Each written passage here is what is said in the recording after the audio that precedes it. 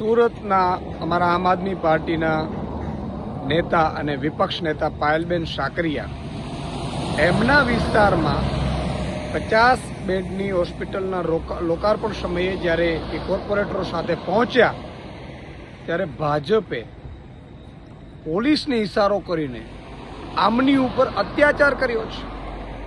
પોલીસે ઢોર માર માર્યો છે.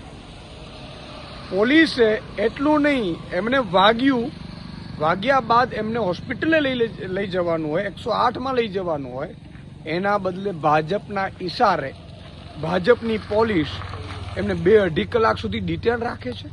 આ શું થઈ રહ્યું છે? માણસના જીવની કોઈ કિંમત જ નથી.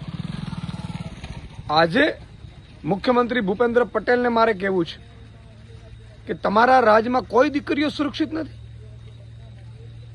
એક બાજુ તમે દીકરીઓ અને સુરક્ષાની વાત કરો છો અને બીજી બાજુ ચૂંટાયેલા પ્રતિનિધિઓને તમારી પોલીસ ઢીકાપાટું કરે છે અને એમને હોસ્પિટલ લઈ જવાના બદલે ફરીથી ડિટેન રાખે છે. આ થઈ શું રહ્યું છે? આ ખૂબ જ દુઃખદ છે. ગુજરાતમાં કાયદો અને વ્યવસ્થા સંપૂર્ણ કથળી ગયેલી છે.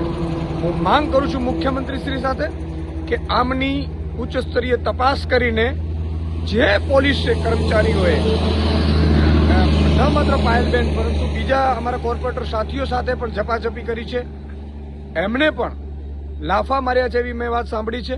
એમની ઉપર તુરંત કાર્યવાહી કરવામાં આવે, એમને ડિસમિસ કરવામાં આવે અને જરૂરી જે કાર્યવાહી છે એ પોલીસ તરફથી પણ થાય એવું કમિશનરશ્રીને પણ વિનંતી કરું છું.